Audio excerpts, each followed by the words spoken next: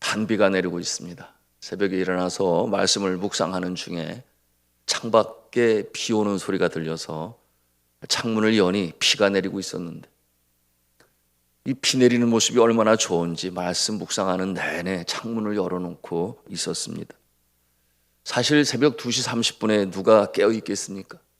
그렇다고 저 혼자 깨어 있다 생각하지는 않아요. 말씀을 묵상할 때마다 말씀을 조명하시는 성령님이 내 마음에 계시니 성령님이 나의 친구가 되어주시지, 그런 마음으로 늘 말씀을 묵상하고 있는데요. 그런데 오늘처럼 이렇게 비가 내리면 제 마음에 그런 생각이 들어요. 하나님께서 친구를 붙여주시는구나, 그런 생각을 갖습니다. 공중의 공기 또는 정원의 식물, 숲속에 이 밤새 흐르는 시냇물도 다 주님의 손 안에서 운행되어지고 있는 것인데요, 우리가 못 느끼는 것은 너무 바빠서 그렇지 않습니까? 그런가 하면 도시에 살다 보니 접할 기회가 별로 없어요. 그런데 이렇게 하나님의 손길, 운행하시는 손길을 느낄 수 있도록, 그래서 비가 온다든지 눈이 내린다든지 바람이 분다든지 이렇게 오감을 통해서 느낄 수 있으면 참 좋습니다. 왜냐하면 하나님의 그 자연 만물을 운행하시는 손길을 우리가 볼 수 있기 때문이요, 느낄 수 있기 때문에 그러한 것입니다. 오늘의 말씀이 바로 그와 같은 내용으로 주를 찬송하는 시편 65편의 내용인데요, 저는 때때로 마음에 감흥이 일면 저의 마음을 시로 표현하곤 합니다.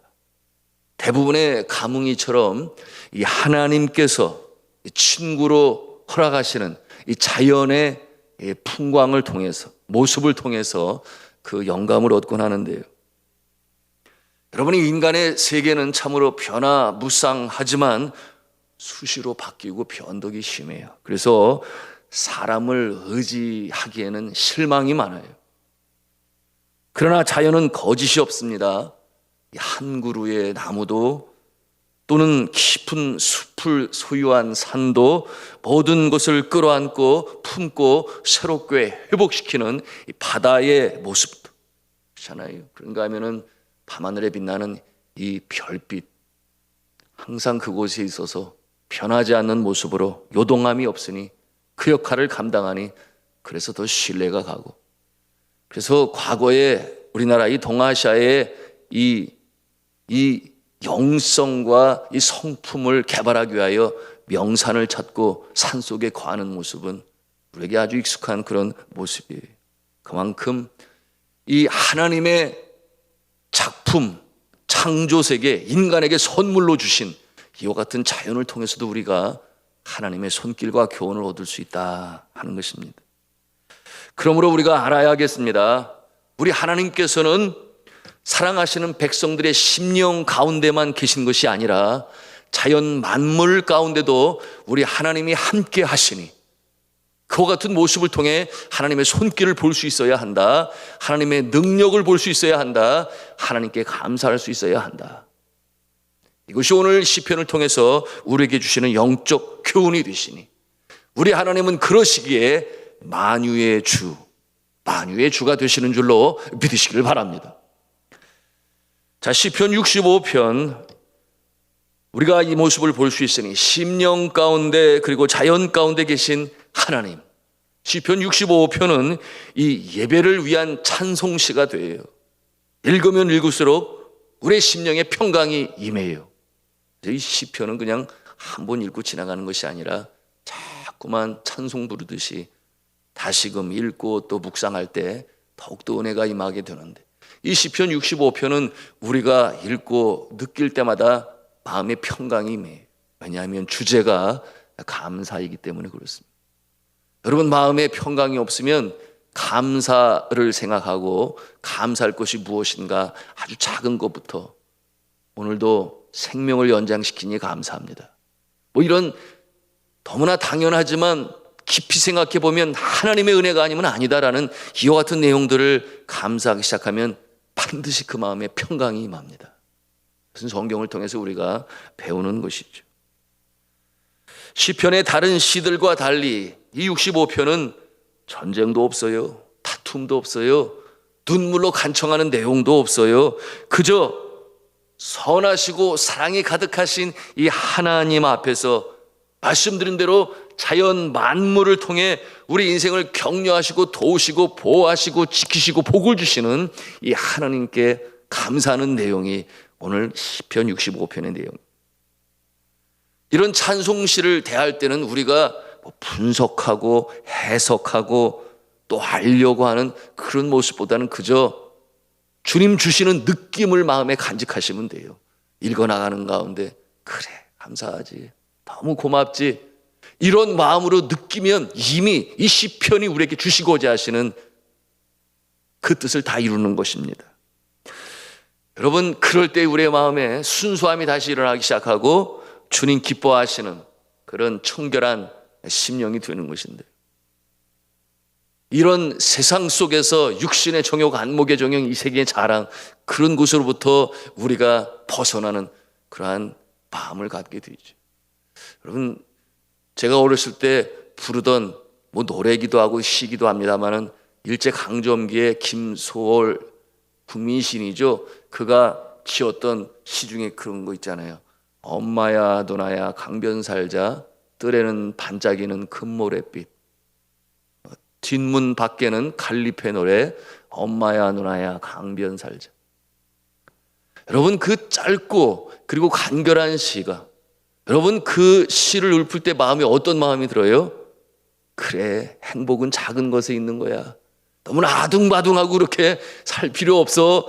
그런 노래를 부르면서 다시금 순수해지고 소박해지는 그와 같은 마음을 갖잖아요. 그것이 시가 주는 파워이고 또 공헌이기도 한데요. 여러분, 오늘 시편 65편이 그러합니다. 그런 느낌을 가지고 주께서 주시는 느낌대로 마음을 열고 받으시면 은혜가 되고 힘이 되고 감사가 되는 것입니다. 1절을 보시겠습니다. 뭐라고 그랬어요? 한번 같이 읽습니다. 시작. 하나님이여, 찬송이 시온에서 주를 기다리오며 사람이 소원을 주께 이행하리다. 아멘. 아름다운 시적 표현이죠. 찬송이 시온에서 주를 기다리오며. 오늘도 우리가 이 새벽에 찬송을 불렀습니다. 왜 찬송을 부릅니까? 하나님이 찬송이 끝나기 전에 이 새벽에도 주님 전에 나온 주의 백성들에게 다가오세요, 우리 안에 임재해 주세요, 이 찬송을 불러요. 그 다음에 사람이 소원을 주께 이행하리다 그랬어요. 사람이 소원을 주께 이행하리다. 여러분, 이 말씀은 예배자로서 주님을 기쁘시게 해드리려고 인간 편에서 주님 앞에 고백하는 내용인데요. 주님 앞에 드린 소원을 이행하리다. 여러분, 이런 말처럼 주의 마음을 기쁘시게 하는 그런 모습이 또 있을까요? 2절입니다. 기도를 들으시는 주여, 모든 육체가 주께 나오리다. 이것은 무엇을 표현합니까? 기도를 응답하시는 하나님을 인정하는 거죠. 기도를 들으시는 주요. 그러니 모든 육체가 주께 나오리다. 기도를 응답하시기 때문에 남녀노소 할 것 없이, 많이 가진 자나 적게 가진 자나 할 것 없이, 많이 배운 자나 적게 가진 자나 할 것 없이 다 주님 앞에 나와 올 수 있으니 우리의 작은 심에도 귀를 기울이시고 긍휼히 여기시며 응답하시는 하나님이시기 때문에, 여러분, 부자라고 염원이 없습니까? 부자라고 소원이 없습니까? 가진 게 많다고 해서 주님 앞에 바라는 바가 없습니까? 그렇잖아요. 사람은 누구나 다 연약한 존재예요. 많이 가진 자나 많이 배운 자나 할 것 없이, 또는 적게 가진 자나 적게 배운 자나 할 것 없이 다들 바라는 바가 있으며 그것을 들으시는 자가 우리 하나님이신 줄로 믿습니다. 그러니 모든 육체가 주 앞에 나온다. 3절은 뭐라고 말씀하고 있습니까? 죄악이 나를 이겼사오니 우리의 허물을 주께 사하시리이다. 주께서 사하시리이다. 죄를 용서하시는 하나님, 너무나 간결한 진리의 말씀 아닙니까? 그러나 깊이 묵상하면 묵상할수록 감사가 넘치니 죄를 용서하시는 하나님. 그런데 앞에 보니까 뭐라고 했어요? 죄악이 나를 이겼다. 무슨 말이에요? 다윗이 그럴 때가 있었어요. 죄악에 진 다윗. 자신의 모습을 돌이켜볼 때에 왕의 시절에 전전승승하고 이제는 마음에 교만이 가득 차서 내가 안 나가도 돼, 너희들만 나가서 싸워라. 그래서 저가 궁에서 성을 거닐 때에 저녁 때가 되었다 그랬어요. 여러분 아시는 대로 성중에 있다가 자신의 충성스러운 부하 우리아 장군의 아내 밧세바를 취하게 되니 저가 눈이 먼 것이죠.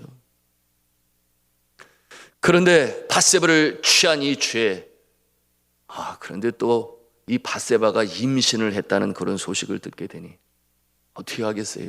우리아를 불러서 함께 동침시키려고, 그야말로 세상말로 잔머리 굴린 거 아닙니까? 그런데 우리아는 충성스럽게 내가 전쟁 시에 어떻게 집에 가느냐, 부인과 동침하느냐, 그래서 성에서 집에 가지 않았죠. 그러한 충성된 장군을 다윗이 죽이지 않나요? 그와 같은 상황에서 나단의 책망을 듣고 그야말로 진심으로 회개하고 눈물이 침상을 적시고 그렇게 주님 앞에 간절히 회개할 때에 주님께서 그 회개를 받으시고 눈물을 받으시고 용서하셨으니 감사하다, 그런 표현이 오늘 이 말씀으로 고백을 하고 있는 것입니다. 사랑하는 성도 여러분, 저와 여러분의 죄가 이 다윗의 간음죄보다 살인죄보다 더 큽니까? 그렇지 않겠지요. 그럴 리가 있나요?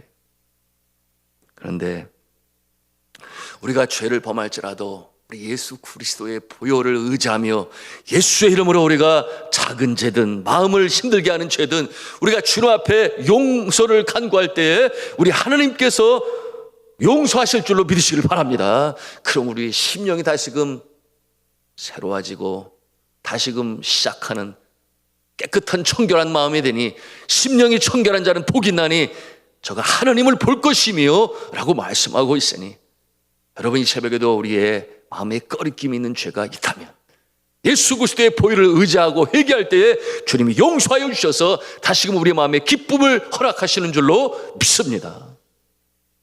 이와 같은 내용으로 주를 찬미하고 있는 거예요. 4절은 어떻게 말씀합니까? 주께서 택하시고 가까이 오게 하사 주의 뜰에 살게 하신 사람은 복이 있나이다. 이게 누구겠습니까? 저와 여러분 아니겠습니까? 하나님께서 뜻하신 바가 계셨어요. 여러분 이 세상에 많고 많은 사람들이 살아가고 있는데 하필 우리 무엇이 그렇게 잘나서, 우리가 뭐 이렇게 잘난 거 있습니까? 그러나 하나님께서 예수 믿는 집안에 태어나게 하시고 그런가 하면은 누군가의 복음을 통하여 우리가 주의 백성 되게 하신 것은 하나님께서 만세전에 택하셨기 때문에 주의 복음으로 듣게 하시고 우리의 마음에 심령에 성령에 대응하게 하시고 응답하게 하셔서 예수 믿게 하셨으니 감사하지 않나요? 너무 감사하죠. 그러므로 하나님을 창조주로 인정하게 하시고 예수님을 구세주로 영접하게 하셔서 오늘 이 새벽에도 주님 앞에 천국 백성으로 살게 하시고 서로 죽음이 다가온다 할지라도 저 하늘나라의 영생 복락을 누리는 그처럼 운명지어진 존재, 정말 감사 찬송을 부르고 불러도 끝이 없어요. 우리가 이 감사한 마음을 가지고 이 세상을 살아갈 수 있는 것입니다. 5절에는 뭐라고 말씀합니까? 선교를 보여주고 있으니 이 일을 이루시는 이 하나님께 감사하는 내용, 뭐라고 했어요? 땅의 모든 끝과 먼 바다에 있는 자가 의지할 주님이라, 그렇게 표현하고 있어요. 땅 끝에 있는 이방인들도 의지할 분은 오직 하나님 한 분이시다. 그러므로 자신이 섬기던 신으로부터 돌이켜서 하나님을 의지하며 나아가는, 그러므로 만유의 주가 되신 하나님께서 우리에게 응답하시고 땅 끝까지 이르러 주의 권능의 역사를 보이신다. 광대하신 하나님께서 우리의 기도를 응답해 주신다. 그렇게 말씀하고 있으니 또 감사하고, 6절에 뭐라고 그랬습니까? 주는 주의 힘으로 산을 세우시며 권능으로 띠를 띠시며 말씀하고 있어요. 서두에서 말씀을 드렸습니다. 만유의 주가 되신 하나님 아버지, 온 우주 만물을 창조하시고 우리에게 선물로 허락하신 하나님, 여러분 중에도 산을 좋아하시는 분들 계십니까? 하나님께서 선물로 주신 산을 좋아하는 사람들이 많아요. 그러므로 산 속에 숲속 길을 걸을 때에 어떤 마음이 있어야 돼요? 감사합니다. 하나님께서 이렇게 산을 선물로 주셔서 감사합니다. 맑은 공기를 주셔서 감사하고 걸을 때의 건강을 회복시켜 주시니 감사하고, 그러니 이 산을 주신 하나님, 자연을 주신 하나님, 그리고 이어 하시는 말씀이 권능의 띠를 띠시며, 그랬어요. 이 권능의 띠를 띠시기 무슨 말이에요? 이것은 전쟁터에 나갈 때에 장수가 갑옷을 입을 때 표현하는 내용이에요. 띠를 띠시며 권능으로 가득하신 하나님의 모습을 찬송하는 그와 같은 내용이에요.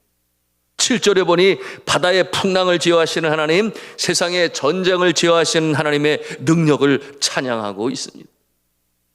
역사를 주관하시고 자연 만물을 다스리시는 하나님의 손길, 지진도 화산도 해일도 폭우도 폭염도 폭설도 하나님께서 다 주의 손으로 행하시는 모습이니, 그것이 인간에게 어려움을 줄 때 있어요. 어려움을 줄 때는 어떻게 하라는 것입니까? 하나님의 권능을 경외하는 마음으로 우리가 잘못된 것을 회개하고 주님 앞에 똑바로 서야 되는 것이요, 따뜻한 햇볕으로 주시고 맑은 비풍으로 허락하실 때는 하나님의 그 주심, 도우심, 베푸심에 감사하는 모습을 가져야. 8절에는 뭐라고 말씀하고 있습니다? 땅 끝에 사는 자가 주의 징조를 두려워하나이다. 주께서 아침이 되는 것과 저녁 되는 것을 즐거워하게 하시며, 자연 만물이 한 치의 착오도 없이 돌아가는 그 모습을 보면서 경외로움을 갖습니다.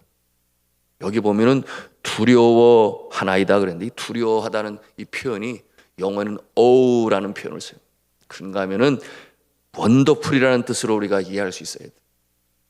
경외롭다, 경이롭다, 놀랍다, 그렇잖아요. 한 채 착오도 없이 이 운행하는 이 하나님의 시계, 틀림이 없어요. 그 모습을 보면서 참으로 놀랍지 않을 수가 없다. 과학자들이 하는 일이 뭐예요?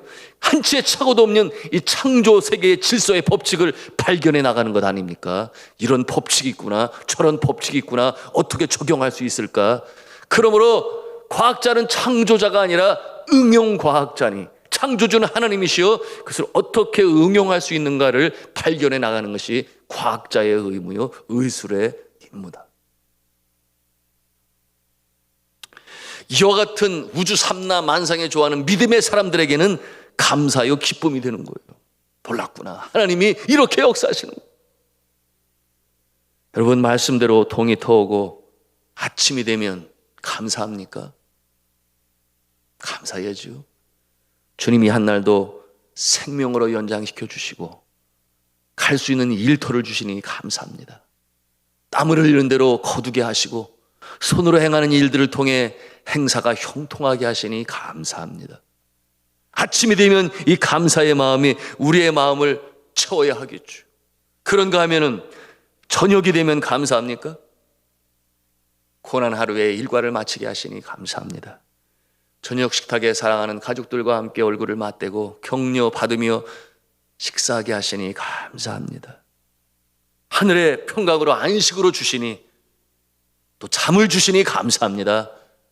내일이 또다시 밝아올 줄로 믿습니다. 여러분, 아침이 되면 감사, 저녁이 되면 감사, 감사하시기를 주님의 이름으로 축복합니다. 감사하는 인생은 복된 인생이에요. 그런데 이 기질적으로도 이 감사하지 못하는 모습이, 자라나는 환경 속에서 너무 어렵게 큰 사람들도 채워지지 않는 그와 같은 모습으로 인하여, 여러분 심리학자를 통해서 힘이 나와 있습니다만, 너무 어렵게 큰 사람들은 뭐가 고파요?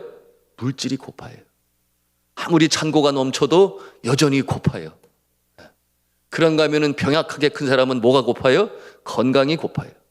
그래서 날마다 건강에 신경을 써요. 그래서 조금만 아파도 아이고 이거 뭔 일 있는 거 아닌가. 여하튼 이와 같은 모습으로 평생을 산다고 그래요. 놀라운 것은 예수 믿는 사람은 그 중심에 하나님이 계시니 나의 건강도 하나님이 책임지시지, 나의 물질도 하나님이 책임져 주시지. 이와 같은 모습으로 살게 되니, 여러분 진정으로 믿음의 사람이요 하나님을 믿는 사람은 여하튼 그 마음에 감사가 있고 감사로 인하여 주를 찬송하는 것입니다. 어떻게 그렇게 가능해요? 범사에 감사하라 그러셔. 그 말씀을 드렸어요. 지극히 작은 일로. 오늘도 생명을 연장시켜서 심장이 뛰니 온몸으로 피가 잘 돌게 하셔서 감사하고, 걸어서 주님 앞에 나와 예배 드리게 하시니 감사하고, 기도한 다음에는 일터로 향할 수 있으니 감사하고, 이 코로나 시대에도 내가 일함으로 땀을 흘리며 결과를 얻게 하시니 감사하고, 이와 같은 모습으로 승리하시기를 주님의 이름으로 축복합니다. 9절에 보니 비옥한 땅을 주셔서 농사를 지을 수 있으니 감사하고, 10절에 보니 비를 내려주셔서 밭에 채소들이 잘 자라며 감사하고, 11절에는 한 해를 복주사 주께 순종하는 자들에게 베푸시는 은혜에 감사하고, 12절에 보니 산들에도 푸른 초장이 되게 하시니 감사하고, 13절에 보니 그 초장 위에 양떼들이 가득하게 하시니 감사하고, 논밭에는 곡식이 익어가게 하시니 감사하는 그와 같은 내용들이, 이 은혜와 사랑과 축복이 믿음의 사람들에게 주어집니다. 할렐루야. 감사합니다. 새벽이 되고 아침이 돼서, 여러분, 제가 이 새벽이 되고 아침이 되면 제가 읊조리는 제가 시은 시가 있어요. 여러분, 그 내용 소개하고 마치고자 하는데요, 제목이 주 은총 가득한 새날의 아침, 이런 제목의 시인데요, 주 은총 가득한 새날의 아침, 어둠의 끝자락 커튼을 열고 빛 속에 환하게 밝아온 새벽, 이날은 주가 여신 새로운 한날, 산천 초목 감싸 안는 싱그런 아침 햇살은 다함이 없는 주님의 따스한 손길, 밤사이 이슬로 흠뻑 젖은 온 누리엔 주가 주신 생명력이 충만해. 햇볕에 반짝이는 수많은 나뭇잎, 불어오는 미풍의 제 몸 흔들어 환희의 노래로 창조주를 찬양해. 내 마음엔 주님이 계셔. 봄, 여름, 가을, 겨울 없이 주님이 계셔. 솟아나는 생명수로 목마름은 없어라. 또 하루의 순례길 갈 길 멀어도 주께서 주시는 은총으로 떠날 채비 마쳤으니 힘차게 나아가자. 저 세상으로 주 은총 가득한 축복의 아침, 주 은총 가득한 새날의 아침, 우리가 함께 감사의 기도를 드리고 또 새날을 시작해야 하겠습니다.